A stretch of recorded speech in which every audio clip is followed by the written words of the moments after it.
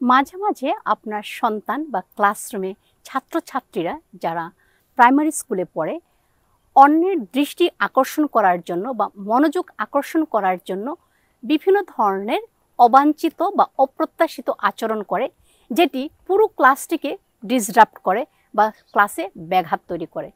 Class ছাড়াও পরিবারও এরকম করতে পারে, যে পরিবারে ভাই বোনের মধ্যে ঝগড়াঝাটি হতে পারে। সেক্ষেত্রে কিছু কিছু টিপস যদি আপনারা ব্যবহার করেন, আপনাদের সন্তানদের আচরণ পরিবর্তন হতে পারে। একটি হচ্ছে, যেহেতু আপনার সন্তান কিংবা স্কুলে ছাত্রছাত্রী অন্য ছাত্রছাত্রীদের মনোযোগ আকর্ষণ করার জন্য এ ধরনের অবাঞ্ছিত আচরণ করছে, যেমন খোঁচা দেওয়া, পেন্সিল নিয়ে নেওয়া কিংবা কথা বলা, সেক্ষেত্রে সবসময় আপনি তাদেরকে তার দৃষ্টি রাখবেন।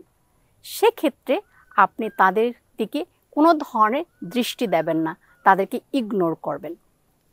ইগনোর করার পর কোনো এক মুহূর্তে এই সন্তান বা আপনার ছাত্র বা ছাত্রী টায়ার্ড হয়ে যাবে এবং সে ওই আচরণটি আর করবে না। 2 নম্বর যে টিপস সেটি হচ্ছে, যদি পরিবারে হয় 2 ভাই বোন কিংবা চাচাতো ভাই এবং চাচাতো বোন একটি বল দিয়ে খেলতে চাচ্ছে, 2 জনেই লাল বল দিয়ে খেলবে, তখন তাদের মধ্যে ঝগড়া হয়। সেক্ষেত্রে আপনি অবস্থার পরিবর্তন করতে পারেন। 2 জনকে আলাদা করে, অর্থাৎ 1-2 জনের মধ্যে একজনকে ডিস্ট্রাক্ট করাবেন, তার মানে অন্যত্র সরিয়ে অন্য একটি খেলা বা অন্য একটি বিষয়ের প্রতি তাকে মনোযোগ দিতে সাহায্য করুন। 3 নম্বর সেটি হচ্ছে, যখন অবাঞ্ছিত আচরণ প্রতিনিয়ত করতে থাকে, আপনি খেয়াল করবেন আপনার সন্তান বা ছাত্র বা ছাত্রী কখন একটি প্রত্যাশিত বা গ্রহণযোগ্য আচরণ করে, অর্থাৎ তার ভালো কাজটি ধরার চেষ্টা করেন। ধরে আপনি তাকে পুরস্কৃত করবেন বা তাকে অনেক অনেক প্রশংসা করবেন, হাততালি দিবেন, ধন্যবাদ দেবেন।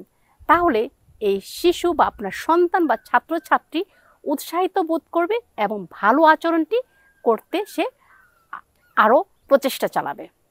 4 নম্বর টিপস হচ্ছে, আপনি যা চান তার কাছ থেকে, অর্থাৎ যে আচরণটি প্রত্যাশিত আপনার কাছে, যেমন আপনি চাচ্ছেন আপনার স্টুডেন্টরা লাইন ধরে ক্লাসরুমে যাবে, তাহলে এই কথাটাই আপনি বারবার রিপিট করবেন।